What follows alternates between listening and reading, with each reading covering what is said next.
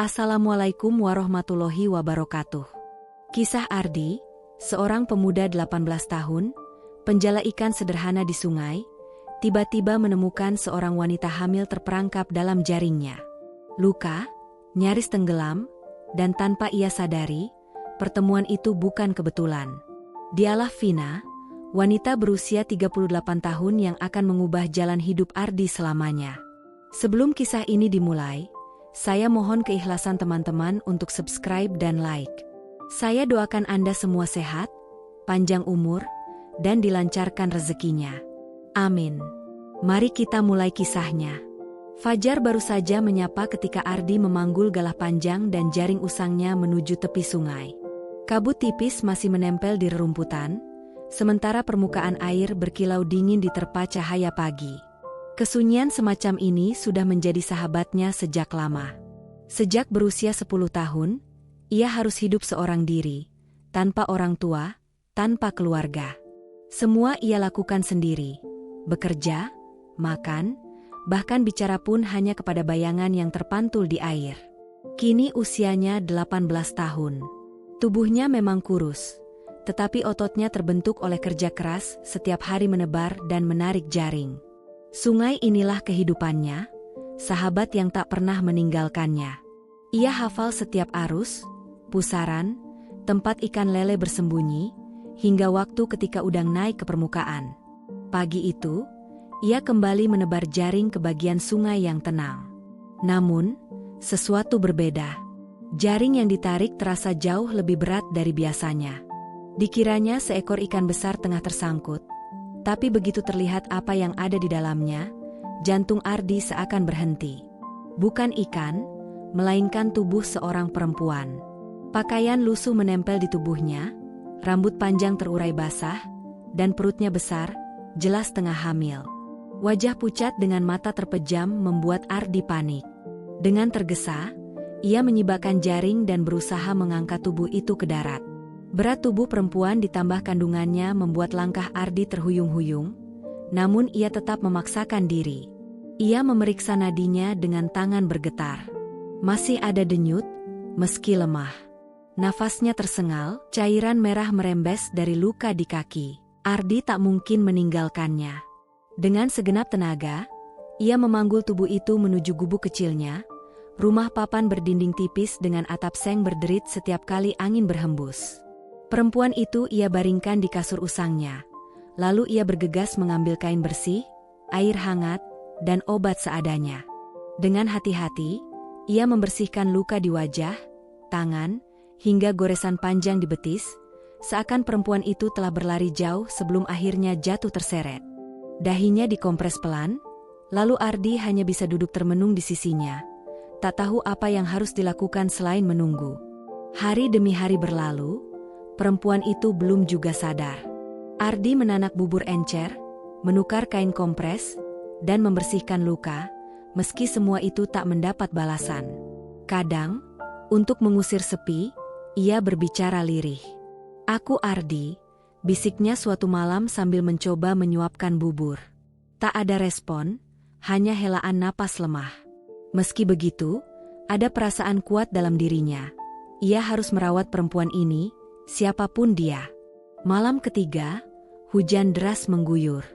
Atap bocor menetes ke lantai tanah, lampu minyak hampir padam. Tiba-tiba terdengar suara lirih. Ardi tersentak, mendekat, lalu melihat mata perempuan itu terbuka tipis. Bibirnya bergetar, hanya mengucap, "Air."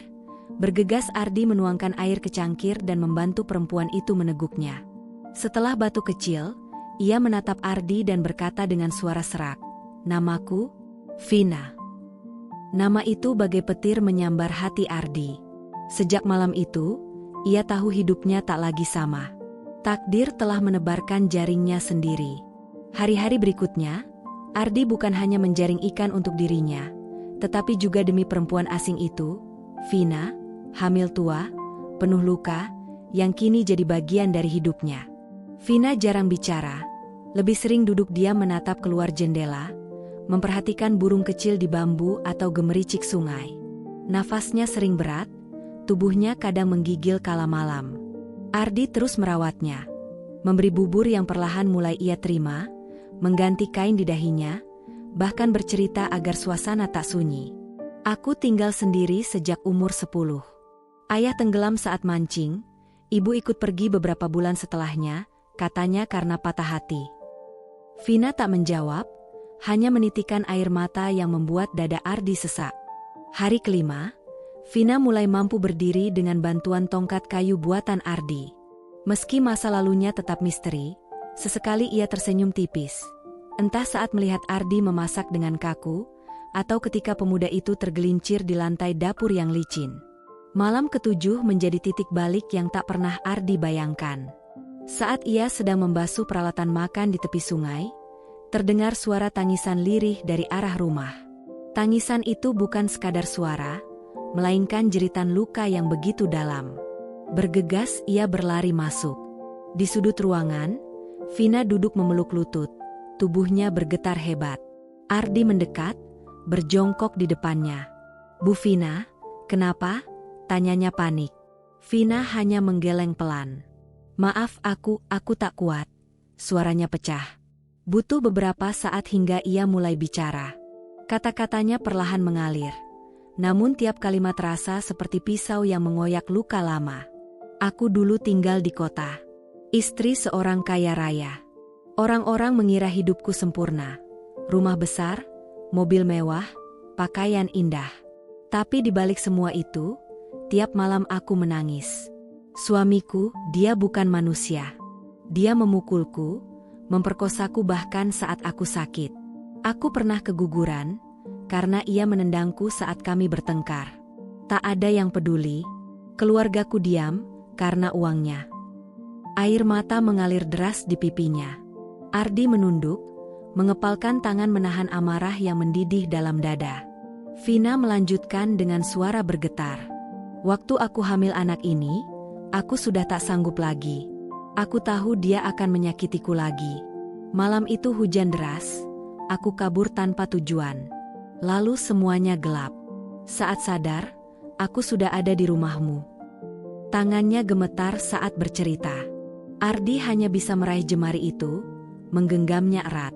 Vina pun membalas genggaman itu, seolah ingin memastikan dirinya benar-benar selamat. "Aku tahu ini salah. Aku sudah tua. Aku hanya beban di rumahmu," ucapnya parau. "Anak ini pun mungkin akan lahir tanpa nama." Ardi berdiri, menatapnya penuh keteguhan.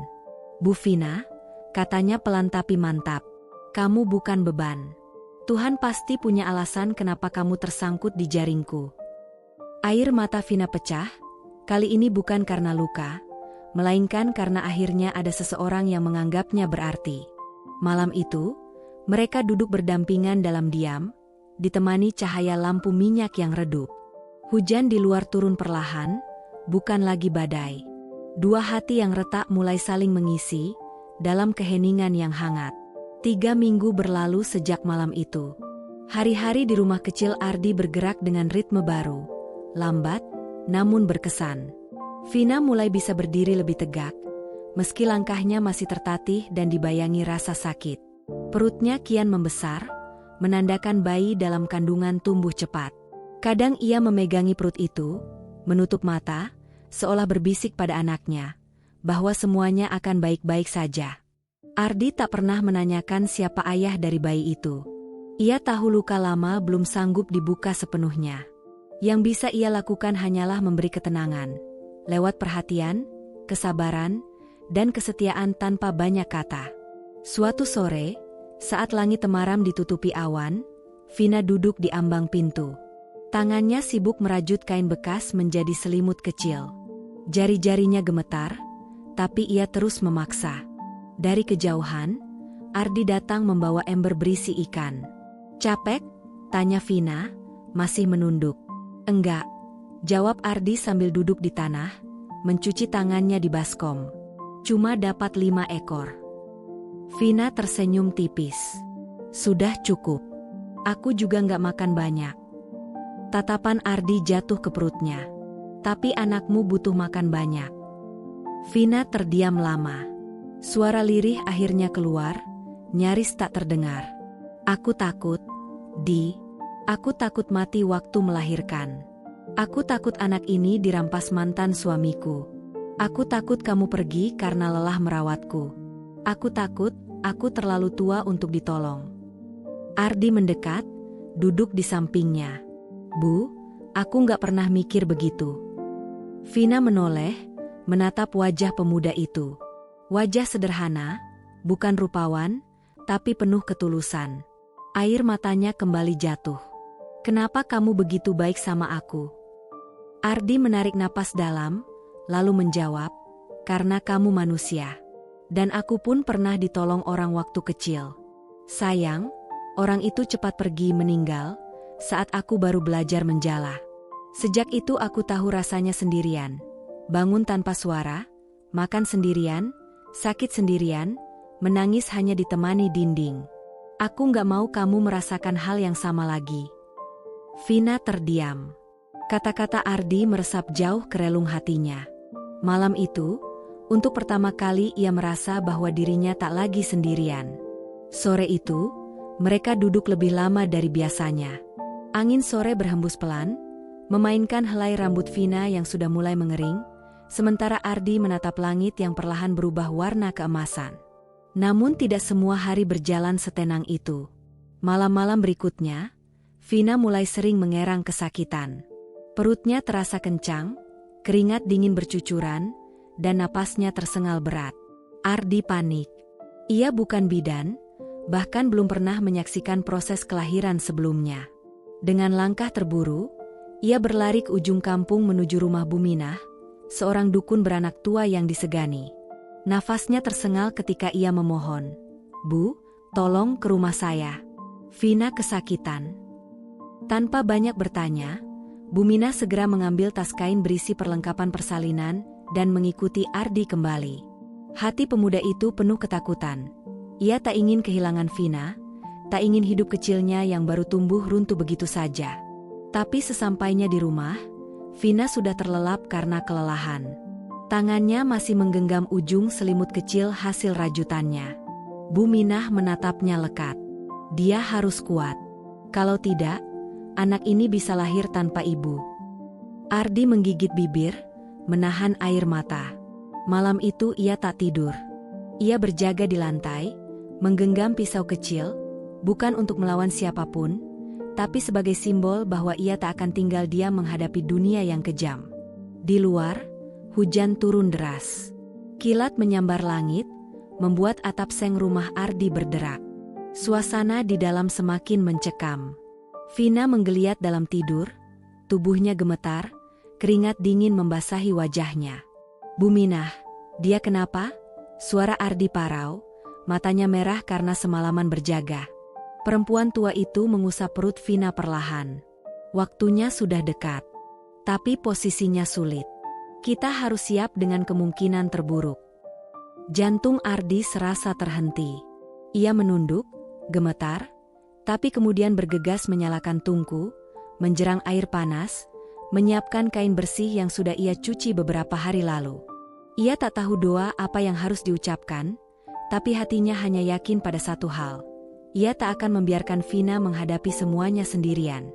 Menjelang pagi, teriakan Vina mengguncang ruangan. Tubuhnya melengkung, kedua tangannya mencengkeram sprei dengan kuat. Buminah sigap menyiapkan diri, sementara Ardi menggenggam tangan Vina seerat mungkin, meski hampir remuk oleh balasan cengkeramannya. "Aku takut, Di. Aku takut," bisik Vina lirih di sela erangannya. Ardi mendekatkan wajahnya, berbisik, "Aku di sini. Kamu kuat, Vina. Kamu sudah sejauh ini." Air mata mengalir di wajah Vina, tapi di matanya muncul keberanian baru. Ia mengejan, sekali, dua kali, tiga kali, dan akhirnya, suara tangis bayi pecah memenuhi ruangan. Tubuh Vina terkulai lemas, napasnya berat, namun senyum merekah di wajahnya. Tangisan kecil itu telah menyelamatkan segalanya. Buminah memotong tali pusar, membungkus bayi dengan kain, lalu menyerahkannya kepada Ardi. "Laki-laki, sehat dan kuat," katanya. Ardi menerima bayi itu dengan hati-hati, seolah memeluk dunia baru yang rapuh. Air matanya tak terbendung saat ia mendekatkannya pada Vina. "Lihat, Vin. Dia selamat. Kamu pun selamat." Dengan tangan gemetar, Vina mengelus kepala bayi mungil itu. "Namanya Rama." Ardi tersenyum. "Rama, anakmu." Vina menatapnya penuh haru. "Anak kita, kalau kamu mau." Ardi terdiam, tak langsung menjawab. Namun tatapannya tak pernah lepas dari perempuan yang mengubah hidupnya, dan dari bayi kecil yang kini bernafas di dada ibunya. 2 hari berlalu, Vina perlahan pulih. Tapi badai lain datang mengetuk pintu. Seorang pria berdiri di depan rumah Ardi. Jaket kulit melekat di tubuhnya, sepatu mengilap, wajah dingin dengan tatapan tajam. "Aku tahu dia di sini," katanya dingin. "Kembalikan istriku padaku." Ardi berdiri tegak di ambang pintu. Tubuhnya kecil dibanding pria itu, tapi ia tak mundur. "Dia bukan milikmu lagi. Kamu sudah kehilangan hakmu sejak kamu menyiksanya." Pria itu tertawa sinis. "Kamu pikir siapa dirimu, bocah ingusan di gubuk reot ini?" Vina keluar, wajahnya pucat tapi matanya tegas. "Pergilah. Aku bukan milikmu. Dan anak ini tak akan pernah kamu sentuh." Pria itu melangkah maju, hendak menyerang. Tapi dari balik semak, Buminah muncul bersama warga kampung. Mereka membawa cangkul, kayu, dan parang. Suara salah satu dari mereka bergema lantang. "Kami tahu siapa kamu. Pergi dari desa ini, sebelum kami usir dengan cara yang lebih keras." Ketika melihat jumlah warga yang berdiri di belakang Ardi, lelaki itu akhirnya mundur. Ia sempat melontarkan makian, lalu masuk ke mobilnya yang berlumur lumpur dan melaju meninggalkan desa. Vina jatuh lemas dalam dekapan Ardi. Malam itu, untuk pertama kalinya rumah kecil mereka tak lagi dipenuhi ketakutan. Hanya suara jangkrik dan hembusan nafas bayi mungil yang terlelap dalam ayunan kain sarung menemani keheningan. Ardi duduk di tepi ranjang, menatap Vina yang masih pucat. Dengan suara pelan, Vina berbisik, "Kalau kamu mau, aku bisa tetap di sini." Ardi mengangguk, matanya bergetar. "Bukan hanya tetap, Vin. Kita mulai hidup baru bersama." Air mata Vina menetes. Kali ini bukan karena luka, melainkan karena ia akhirnya merasa pulang. Musim hujan pun berakhir. Tanah mulai mengering, aliran sungai kembali tenang, dan bunga liar bermekaran di sekitar rumah kayu mereka, seolah menyambut kehidupan baru yang perlahan tumbuh dari luka lama. Sudah 2 bulan sejak Rama lahir. Vina kini jauh lebih kuat. Pipi merona, langkah tegap, senyuman kerap tersungging. Tak ada lagi mimpi buruk yang membangunkannya di malam hari. Karena di sisinya selalu ada Ardi, pemuda sederhana yang kini menjadi tiang hidupnya. Ardi pun berubah. Ia bukan lagi sekadar anak sungai yang menjala ikan untuk bertahan hidup. Kini ia seorang ayah, bukan karena darah, tapi karena ketulusan hati. Dengan sabar ia mengganti kain bayi, menimang Rama hingga tertidur, bahkan bernyanyi sumbang hanya untuk melihat senyum kecil itu. Saat pagi datang, sementara Vina masih terlelap, Ardi memanggul jaringnya dan berangkat ke sungai. Langkahnya ringan, namun pikirannya teguh. Ia menjala bukan hanya untuk dirinya, tapi demi 2 jiwa yang kini menjadi alasan hidupnya. Tetangga yang dulu meremehkan perlahan bungkam. Mereka menyaksikan dengan mata kepala sendiri, bagaimana cinta dan pengorbanan bisa bersemi dari tempat paling sederhana. Bahkan sungai yang dulu menyimpan kisah sedih, kini menjadi saksi lahirnya harapan. Suatu pagi, Buminah datang membawa sekarung beras dan beberapa pakaian bayi. Duduk di tangga rumah Ardi, ia berkata, "Kalian ini seperti mukjizat. Dulu aku kira kalian akan hancur, tapi ternyata kalian mengajarkan aku lagi arti cinta." Vina tersenyum sembari menimang Rama, sementara Ardi hanya bisa tersipu malu. Hari-hari bergulir cepat. Pada suatu siang berangin, Vina menatap Ardi yang sedang menjemur ikan. Dalam dadanya, perasaan yang dulu ia buang jauh karena takut, kini tumbuh kuat seperti akar pohon. "Dih," panggilnya pelan. Ardi menoleh, menghapus peluh. Ada apa, Vin? Aku ingin menikah denganmu, kamu mau? Tanyanya dengan suara bergetar. Ardi terdiam. Matanya menatap Vina dalam-dalam, lalu ia mendekat, menggenggam jemari Vina, dan mengecup punggung tangannya. Aku sudah menikahimu di dalam hatiku, sejak malam pertama kamu menangis di rumah ini. Air mata Vina pun jatuh. Ia menutup mulut menahan haru. Mereka saling merengkuh, dengan Rama terlelap damai di pelukan ibunya. Pernikahan mereka digelar sederhana, hanya di halaman rumah, disaksikan warga dan Buminah yang kini serasa ibu sendiri. Tak ada pesta meriah atau gaun indah. Vina hanya mengenakan kebaya tua peninggalan ibunya, sementara Ardi memakai baju koko lusuh yang rapi. Namun di mata semua yang hadir, itulah pernikahan paling sakral, karena mereka tahu, ini bukan sekadar kisah cinta, melainkan dua jiwa yang saling menyembuhkan.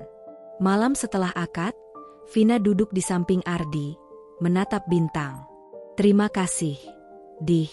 Kamu sudah menyelamatkanku, bukan sekali, tapi setiap hari. Ardi menggenggam tangannya erat. Dan kamu mengajariku jadi manusia. Dari dalam rumah, tangis kecil Rama terdengar. Mereka berdua saling pandang, lalu tertawa kecil sambil masuk ke dalam. Mereka tahu, perjalanan hidup tak akan selalu mudah. Namun kini, mereka tidak lagi sendirian. Sungai yang dulu menjadi saksi luka, kini menjadi saksi cinta. Cinta sederhana yang mampu menyembuhkan luka terdalam, lahir dari hati yang tulus. Terima kasih telah menyimak cerita ini. Jangan lupa untuk like video ini, subscribe channel kami, agar tidak ketinggalan cerita menarik lainnya. Sampai jumpa di cerita berikutnya. Wassalamualaikum warahmatullahi wabarakatuh.